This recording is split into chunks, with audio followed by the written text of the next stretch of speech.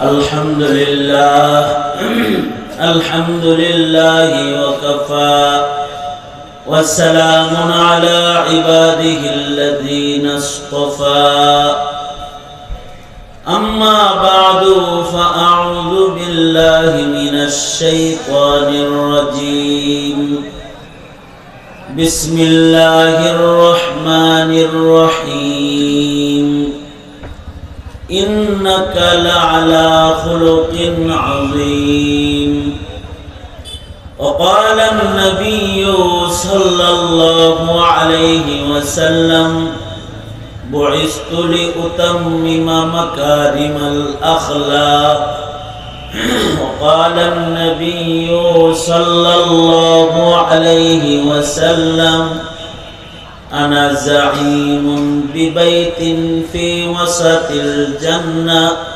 لمن حسن خلقه أو كما قال عليه الصلاة والسلام اللهم صل على محمد وعلى آل محمد كما صليت على إبراهيم وعلى آل إبراهيم إنك حميد مجيد اللهم بارك على محمد وعلى آل محمد كما باركت على إبراهيم وعلى آل إبراهيم إنك حميد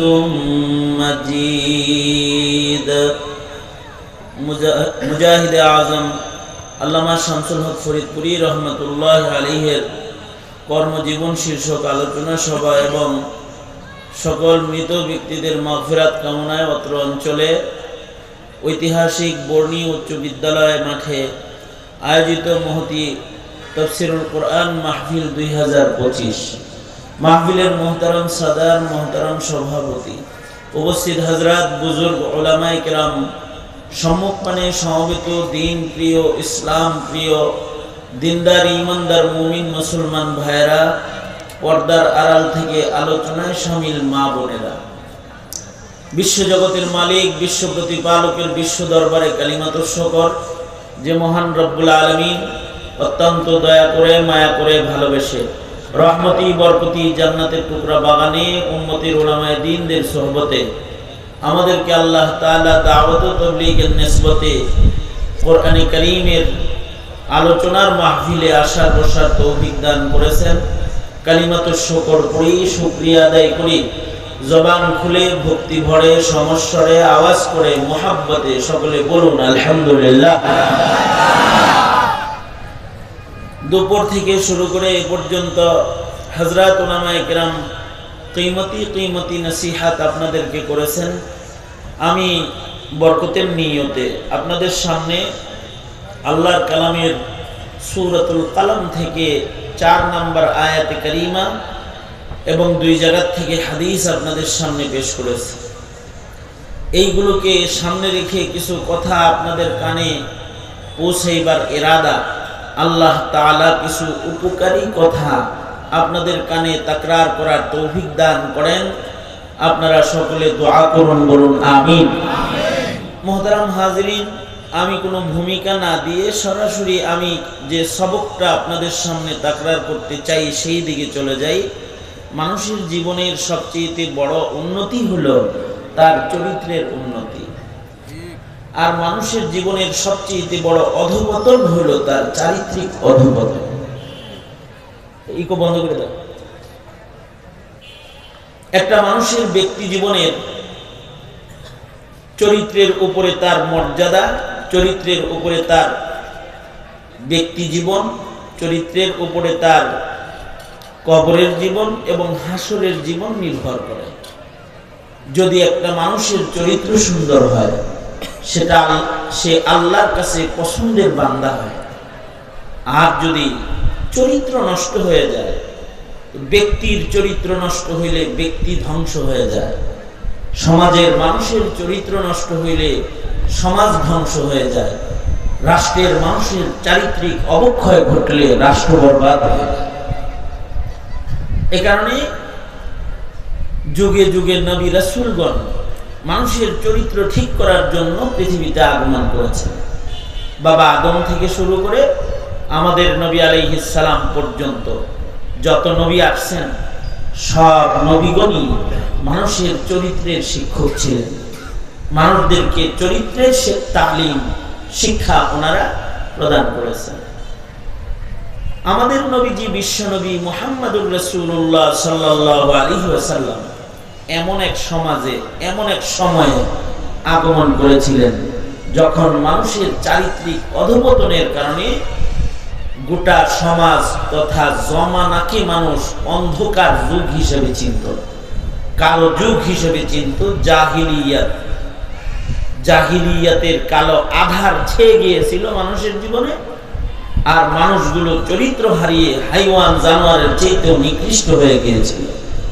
ঠিক ওই সময় আল্লাহ তাআলা পৃথিবীর ইতিহাসে চরিত্র শিক্ষার শ্রেষ্ঠ শিক্ষক, সর্বোত্তম চরিত্রের অধিকারী পয়গম্বর আপনার আমার নবী মুহাম্মদুর রাসূলুল্লাহ সাল্লাল্লাহু আলাইহি ওয়াসাল্লামকে চরিত্রের শিক্ষক করে পৃথিবীতে প্রেরণ করেছিলেন সর্বোত্তম চরিত্র মাধুরী দিয়ে।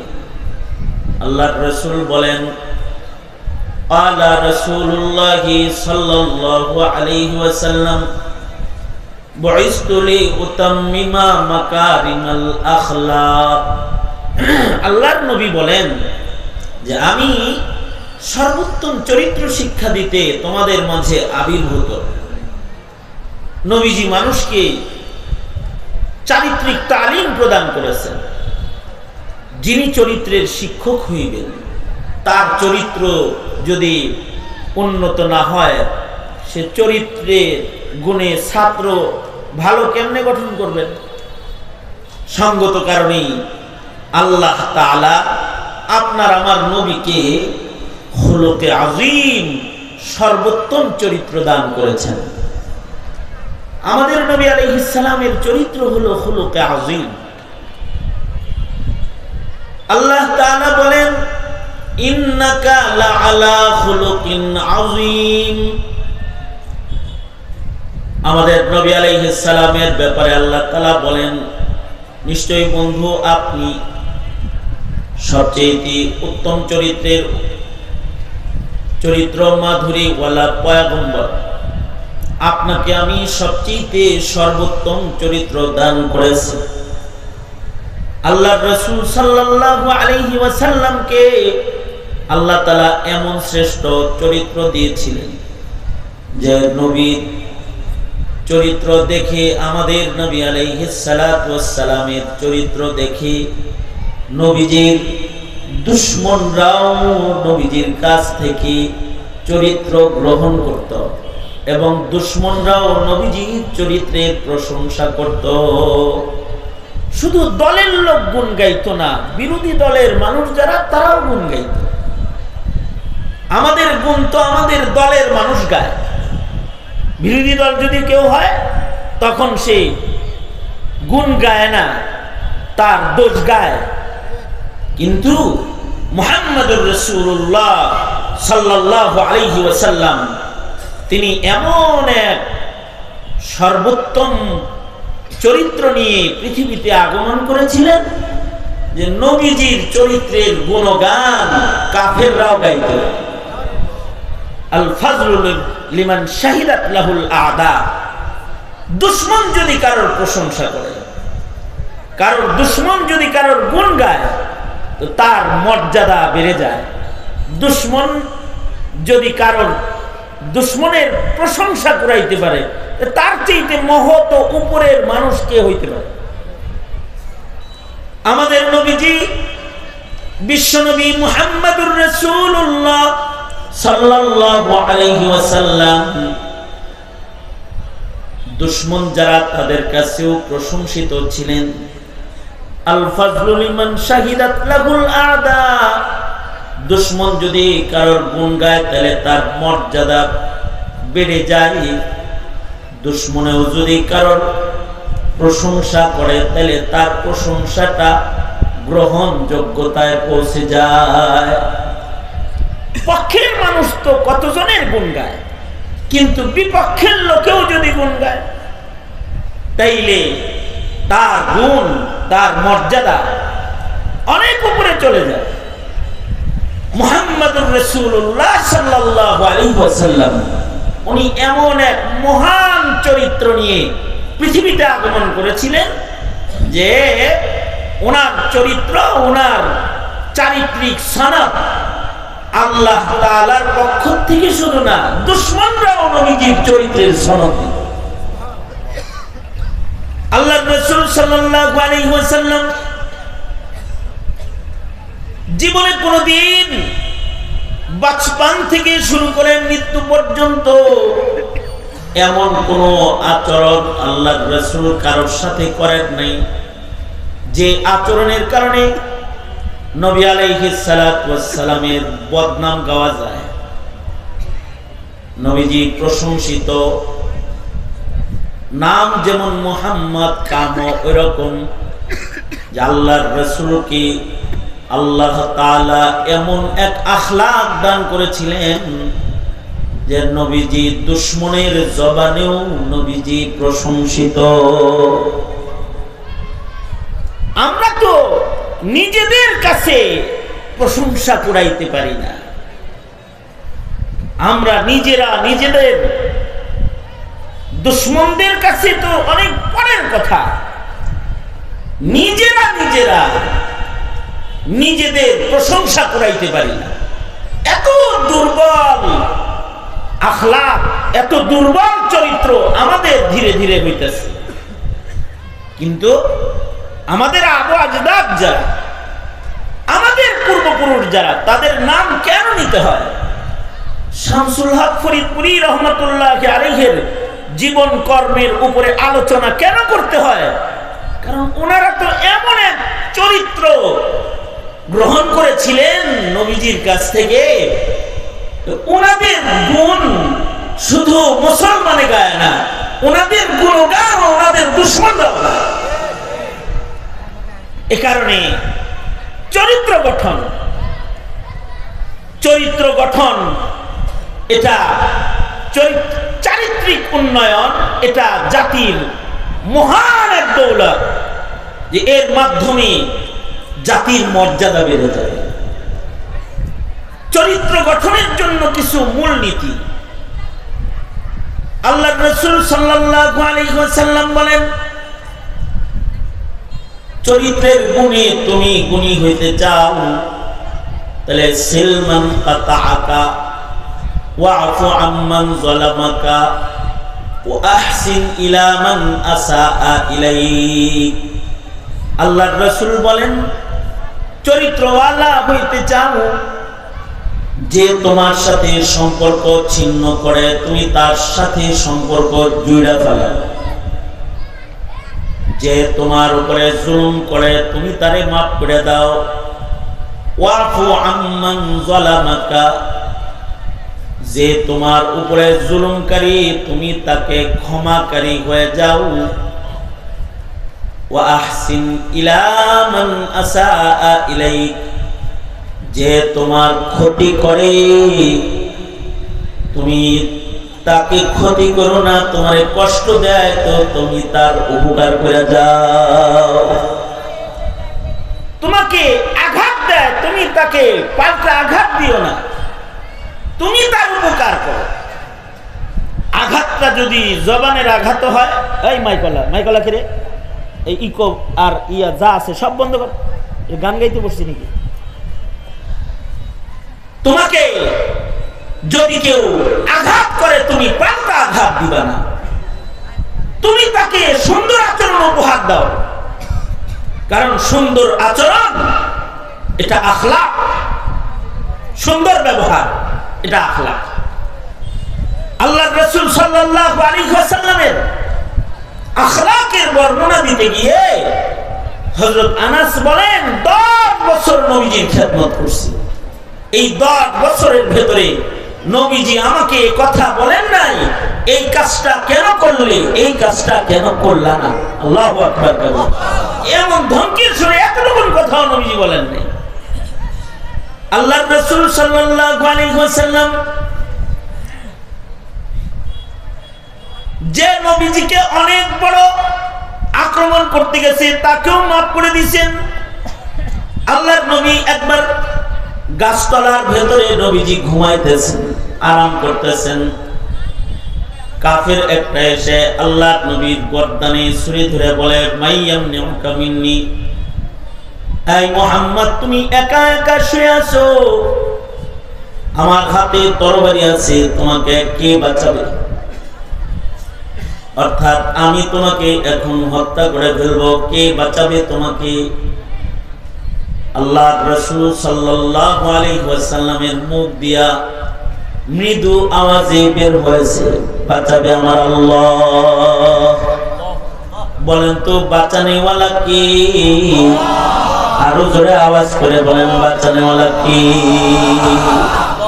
আল্লাহর রাসূলের মুখ দিয়া আল্লাহ বের হয়েছে। তিনি বলেছেন আল্লাহ বাঁচাইবেন, কারণ কেউ কাউকে বাঁচাইতে পারে না। ভারত আমাদের বাঁচাবে না, আমেরিকা আমাদেরকে বাঁচাবে না, চায়না আমাদেরকে বাঁচাবে না, রাশিয়া আমাদেরকে বাঁচাবে না। বাঁচাবেন কে? জোরে বলেন আল্লাহ বাঁচাইবেন।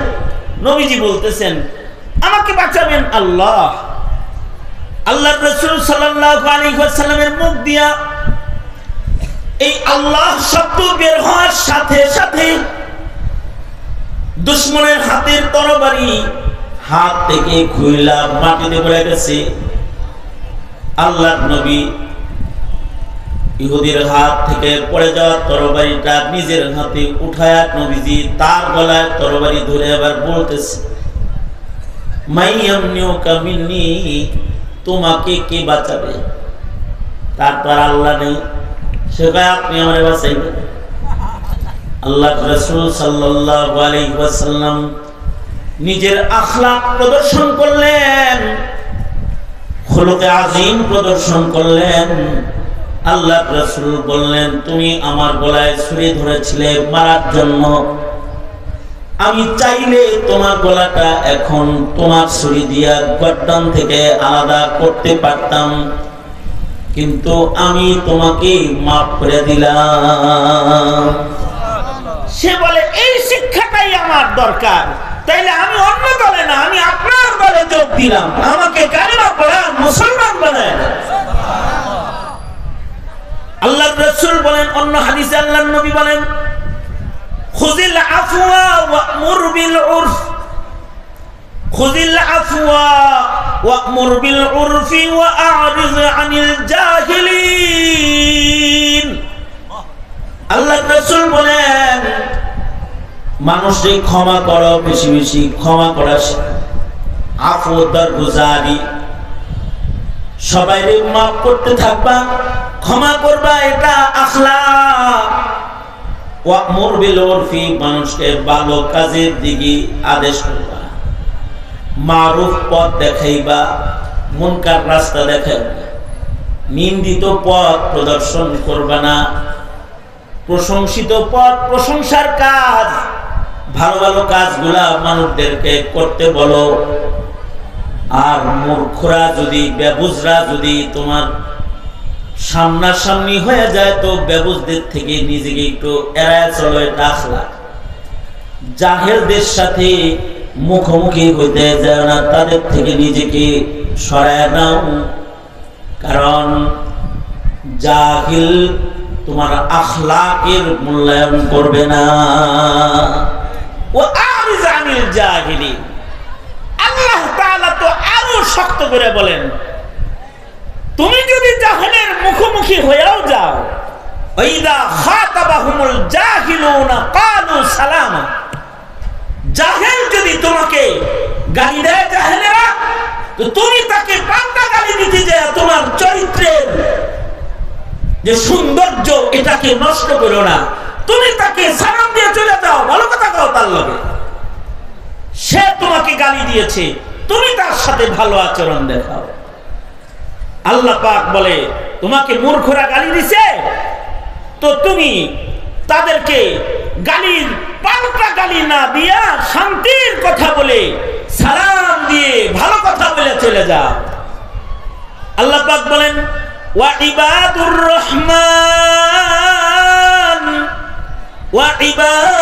রহমানিল্লাযীনা ইয়ামশুনা আলাল আরদি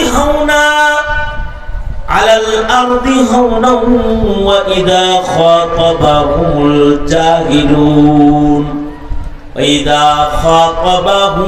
জাহিলুনা ক্বালু সালামা। আল্লাহ বলে যে তোমরা কি আমার গোলাম হইতে চাও, তাহলে চরিত্রওয়ালা হইতে হইব তোমার। তুমি যদি আসমানে আমার গোলাম হিসাবে তোমার নাম উঠাইতে চাও, আল্লাহর গোলাম হিসাবে কেউ যদি তার নাম উঠাইতে চাও, তাহলে তোমার ভেতরে আখলাক লাগবে, অধ্যত্বের আচরণ, অহমিকার আচরণ, দাম্ভিকের আচরণ না। তুমি জমিনে চলবা, বিনয়ের সাথে চলবা, কদম ফেলবা, বিনয়ের সাথে কদম ফেলবা। আর তোমার জবান কাউকে আক্রমণ করার জবান হবে না। কেউ আক্রমণ করলে তুমি তার সাথে ভালো বলবা। অপর হাদিসে আল্লাহর রাসূল বলেন, নবীজি এক হাদিসে বলেন, এই আমার উম্মতেরা, তোমরা দুইটা জিনিসের জামানত দাও আমাকে, আমি তোমাকে জান্নাতের জামানত দেব। আল্লাহর রাসূল বলেন, মা বাইনা লিহইয়াইহি ওয়া মা বাইনা রিজলাইহি, তোমার মুখ তোমার লজ্জাস্থানের জামানত আমায় দিবা, তো আমি নবী তোমাকে জান্নাতের জামানত দান করব। অর্থাৎ তোমার জবানটা ভালো, তোমার জবানে মিথ্যা নাই, তোমার জবানে গালি নাই, তোমার জবানে তোহমত নাই, তোমার জবানে আক্রমণ নাই, তোমার জবানটা বাজে কথা বলে না, তোমার জবানটা পাক জবান। জবান যাদের পাক, আমল তাদের পাক। আর জবান যদি হয় নাপাক, তাহলে তার কাজ হয়ে যায় নাপাক। কথা যার ভালো, কাজ তার ভালো।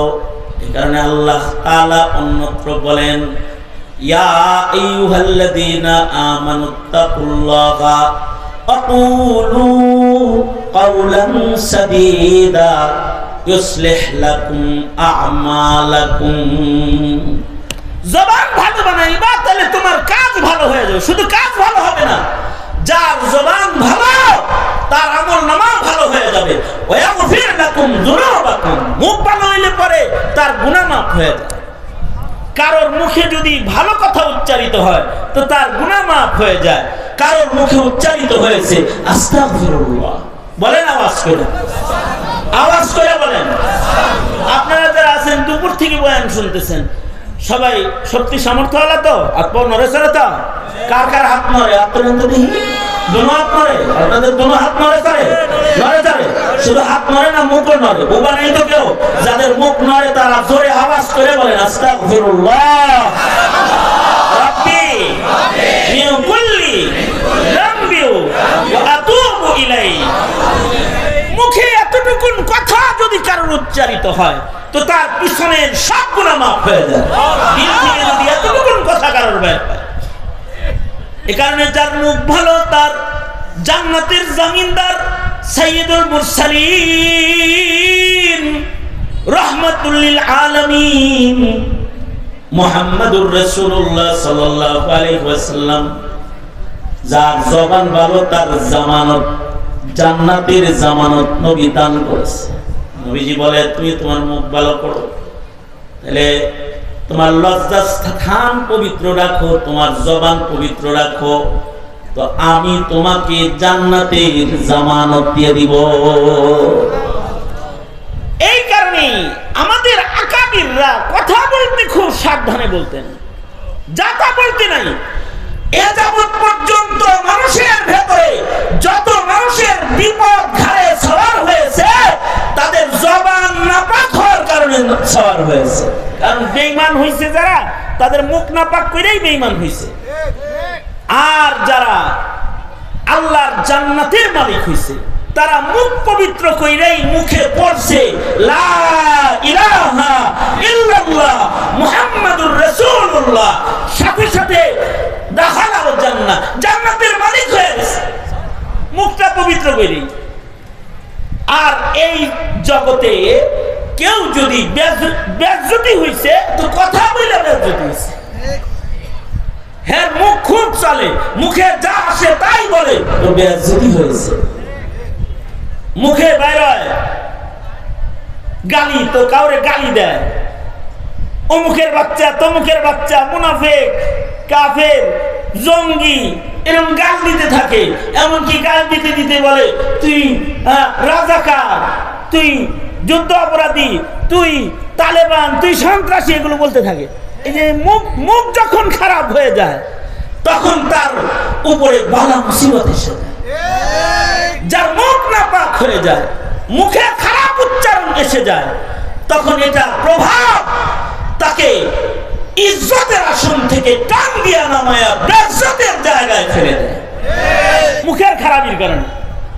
আর মুখ যদি কারোর পাক হয়, তাহলে মুখের পাক কথা হলো কালিমাতান তাইয়িবাতান কাশাজারাতিন তাইয়িবাতিন। মুখের একটা পাক পবিত্র কথা, এটা এমন বড় গাছের মতো, আসলুহা সাবিত ওয়া ফারউহা ফিস সামা, যার গুড়া আছে জমিনে কিন্তু আগা আছে আসমানে। আল্লাহু আকবার কাবীরা। এত ভালো কথার এত দাম। এই কারণে আল্লাহ তাআলা বলেন قد أفلح المؤمنون الذين هم في صلاتهم خاشعون والذين هم عن اللغو معرضون। আল্লাহ বলেন ওই মুমিনরা সফল কাম, যারা নামাজি, যারা আল্লাহর ভয় নিয়ে নামাজ পড়ে। সফল মুমিন তারা যাদের জবান ভালো, যাদের মুখ দিয়ে যা তা উচ্চারণ তারা করে না, তাদের মুখে যা তা কথা বের হয় না, তারা কথা বলতে বড় সাবধান কথা বলে।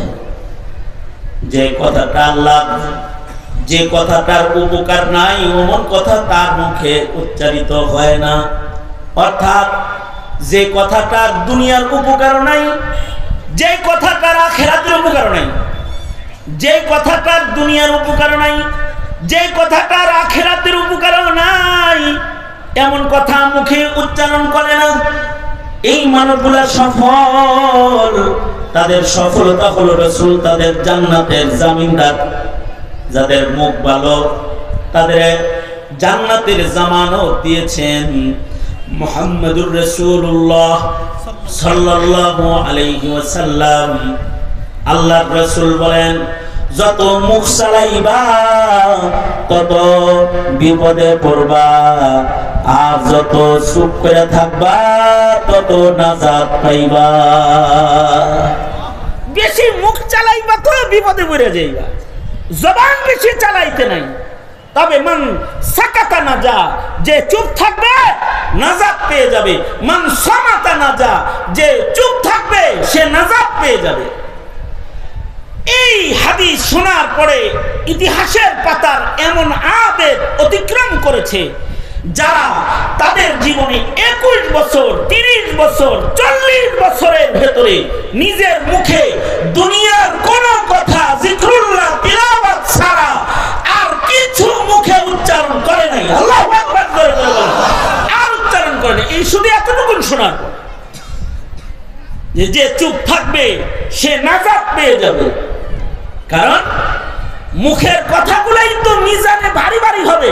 মুখে বের হইছে সুবহানাল্লাহি ওয়া বিহামদিহি সুবহানাল্লাহিল আযীম।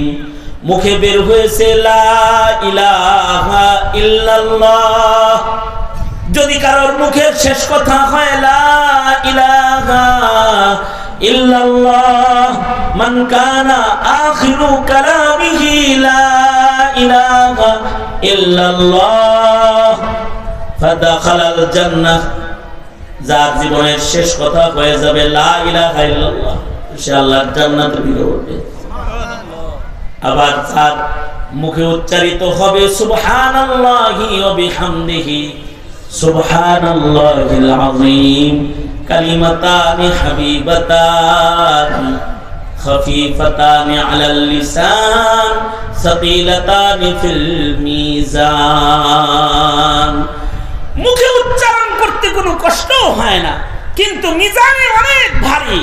সুবহানাল্লাহি ওয়া বিহামদিহি সুবহানাল্লাহিল আযীম। উস্তাদ মুহতারাম শেখুল হাদিস আল্লামা আজিজুল হক রাহমাতুল্লাহ আলাইহি সারা দিন পড়তো বয়ে বয়ে সুবহানাল্লাহি ওয়া বিহামদিহি সুবহানাল্লাহিল আযীম।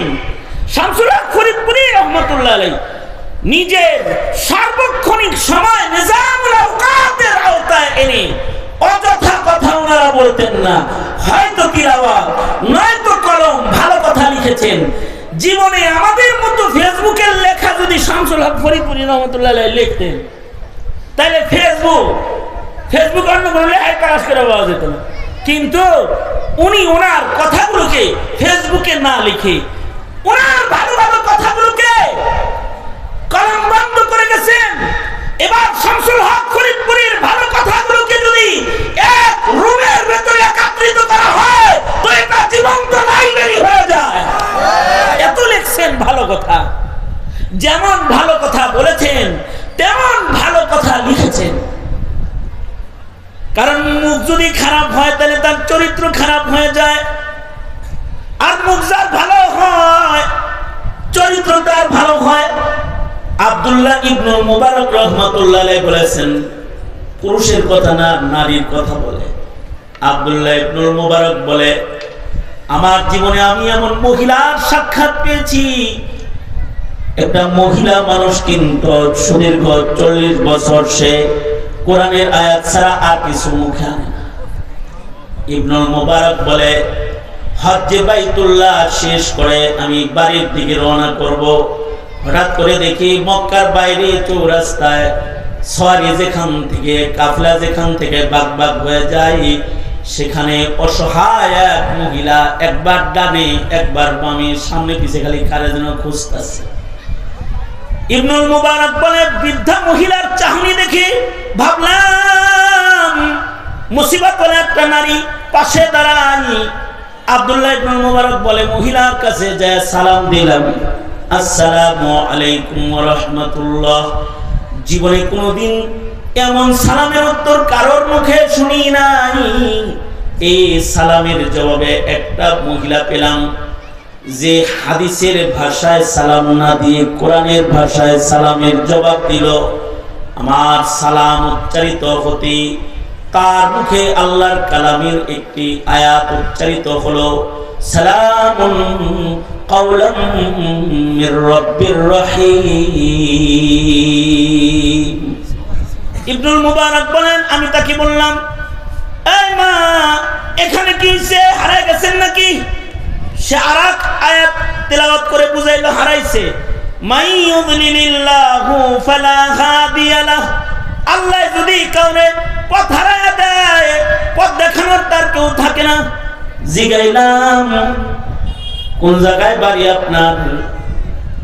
জায়গার নামটা কোরআনের আয়াত দিয়েই বলল, নিজের ভাষা ব্যবহার করলো না।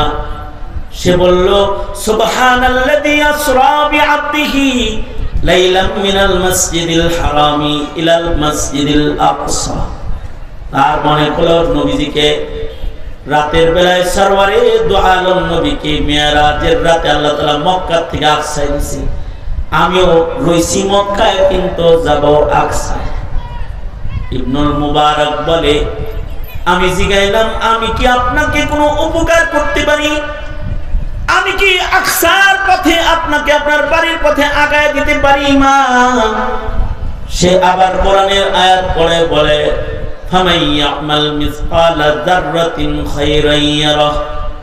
তুমি যদি ছোট্ট কোনো ভালো কাজও করো, সেটা তুমি তোমার জন্য ময়দানে মাহশারে আমলনামায় হাজির পাইবা। আশ্চর্য মহিলার কথোপকথনে আশ্চর্যান্বিত হয়ে আমি মহিলাটার খেদমতের জন্য নিজের উটকে বসায় দিলাম আর তাকে বলতে লাগলাম, পেরেশান হবেন না, আমি আব্দুল্লাহ ইবনুল মুবারক, আমি হাজিদের খাদেম, আমি আপনাকে আপনার ঘর পর্যন্ত পৌঁছানো ছাড়া আপনার থেকে আমি আলোক হব না। সাথে সাথে তার মুখে উচ্চারিত হলো আলহামদুলিল্লাহি রাব্বিল আলামিন। ইবনুল মুবারক বলে, মহিলাটাকে উটের পিঠে লইয়া আমি হাঁটতে লাগলাম আকসার পথে। দুশ্চিন্তাগ্রস্ত একটা নারী, যে মাহরাম হারায় ফেলেছে, যে পথ হারায় ফেলেছে, তাকে কিছুটা মনোরঞ্জনের জন্য ইবনুল মুবারক বলে আমি কিছু শের শায়রি করতে লাগলাম, কবিতা পড়তে লাগলাম। তাকে আনন্দ দেওয়ার জন্য আমি শের শায়রি পড়তে লাগলাম। আজব মহিলা উটের পিঠ থেকে আমার দিকে হিদায়াত ছুঁড়ে মারল, কোরআনের আয়াত দিয়া আমাকে বলে ফাকরাউ মা তায়াসসারা মিনাল কোরআন। তার মানে ইবনুল মুবারক এগুলো পড়ে লাভ নাই, কোরআন পড়ো। যেখান থেকে সহজ লাগে ওখান থেকে কোরআন পড়ো। তার মানে কোরআন পড়লে পরে তোমার প্রত্যেকটা অক্ষরে অক্ষরে নামায় আমলে নেক জমা হইতে থাকবে। আবার পরে তুমি যদি কোরআন পড়ো, তুমি খালি শুনবা না, তোমার এই কথাগুলো শুনতে আমার ভালো লাগতেছে না। ওয়াইদা কুরিয়াল কুরআনু ফাসতামিউ লাহ। তুমি যদি কোরআন পড়ো তাহলে তোমার তিলাওয়াত শুনতে কইছে আমার আল্লাহ। আমি আমার আল্লাহর হুকুম মেনে তোমার তিলাওয়াত শুনবো। ইবনুল মুবারক বলে আমি কোরআন পড়তে পড়তে পথ চলতে লাগলাম। কিছু দূর যাওয়ার পরে মহিলাটা একটা পরিচিত কাফেলার দিকে বারবার তাকায় আর ওই দিকে নজর করে চায়। আমি জিজ্ঞাসা করলাম, মা এই কাফেলাকে কি আপনি চিনেন? এখানে কি আপনার পরিচিত কেউ আছে নাকি? মহিলা বলে ইন্নামা আমওয়ালুকুম ওয়া আওলাদুকুম ফিতনা। তার মানে একটা ফিতনায় ওই দিকে বারবার আমি চাইতেছি। ওই কাফেলাই আমার সন্তান এবং আমার জাহাজে সফর মওজুদ। হ্যাঁ, এইটাই আছে। ইবনুল মুবারক বলে আমি তারে জিগাইলাম, ওখানে আপনার কে আছে? মহিলা 3 আঙ্গুলি উঁচা করে 3টা আয়াত পড়ল, বুঝাইলো ওখানে আমার সন্তান যারা আছে তাদের 3 জনের 3 নাম। আত্তাখাদাল্লাহু ইব্রাহিমা খলিলা ওয়া কাল্লামাল্লাহু মূসা তাকলিমা ইয়া ইয়াহইয়া খুযিল কিতাবা বিকুওয়া। ইবনুল মুবারক বলে মহিলা 3টা কোরআনের আয়াত পড়ে বুঝাইলো আমার 3 ছেলে ওই কাফেলায় আছে। একজনের নাম ইব্রাহিম, একজনের নাম মূসা, একজনের নাম ইয়াহইয়া। ইবনুল মুবারক বলে আমি সন্তানগুলোর নাম ধরে ডাকলাম আর বললাম, ছেলেরা এক মার এখানে বুঝি আয় তোদের মা এখানে আছে। সাথে সাথে ছেলেগুলা দৌড়ায় কাফেলার থেকে বেরিয়ে মায়ের পাশে এসে দাঁড়ায় গেল। মা সন্তানের মিলন হইল। আমি ছেলেদের জিগাইলাম, তোমাদের মা এমন করে কোরআনের আয়াত দিয়ে কত বছর কথা কয়? ছেলেরা কয় ইবনুল মুবারক আমাদের মা দীর্ঘ 40টা বছর হয়ে গেছে। তার মুখ দিয়ে দুনিয়ার কোন মানুষের শেখানো ভাষা মুখে আনে না। সে যখনই কথা কয় আল্লাহর কোরআন দিয়ে দিয়ে বলে। 40 বছর ধরে আমাদের মা নিজের জবানকে কোরআনের আয়াত দিয়া ভিজায় রেখেছে। যদি কেউ তার জবানকে পবিত্র করে, রাসূল বলেন আমি তার জান্নাতের জামিনদার। যদি কেউ তার লজ্জাস্থানকে হিফাজত করে, পর্দাকে হিফাজত করে, তার হিজাবকে হিফাজত করে, আল্লাহর রাসূল বলে আমি তার জান্নাতের জামিনদার। আমরা আমাদের এই চারিত্রিক গুণগুলা এগুলো হারাতে বসেছি। বিজ্ঞানের উন্নতি, নেট জগতের উন্নতি আমাদের জবান, আমাদের কলমকে নষ্ট করে দিয়েছে। যে আমরা নষ্ট কথা বেশি বলি, নষ্ট কথা বেশি লিখি, অথচ কথার হিফাজত জবানের চাইতে কলম দিয়ে আগে হইছে। কথার হিফাজতের জন্য আউয়ালু মা খালাকাল্লাহুল কলম, কথা বলার মানুষ বানানোর আগে কথা সংরক্ষণের কলম আল্লাহ তাআলা তৈরি করেছেন। তার মানে বলার ভয়াবহতা যত বেশি, লেখার ভয়াবহতা তার চেয়ে বেশি। অনেকে মনে করে হুজুর আমি মুখে খারাপ কথা কই না, যা আছে ফেকাই দিতে লেখে লেখে কই। আপনি তো আরো বড় চরিত্র খারাপ লোক, আপনি আরো ভয়ঙ্কর পথ গ্রহণ করেছেন যে আপনি মুখে কিছু বলেন না, কলম দিয়ে বলেন। আমাদের আকাবির বুজুর্গরা দোয়া করতেন, মেরি জুবানো কলম সে, मेरी जुबानो कलम से किसी का दिल न दुखे,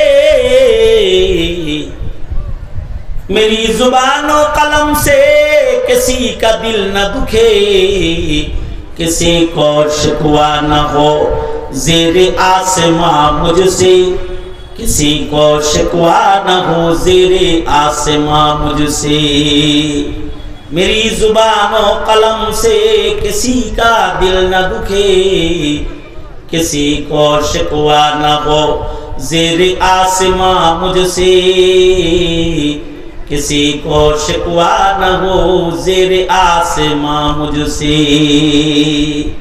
জবানেও না কলমেও না, কাউরে কষ্ট দেওয়া এটা কোনো চরিত্র না।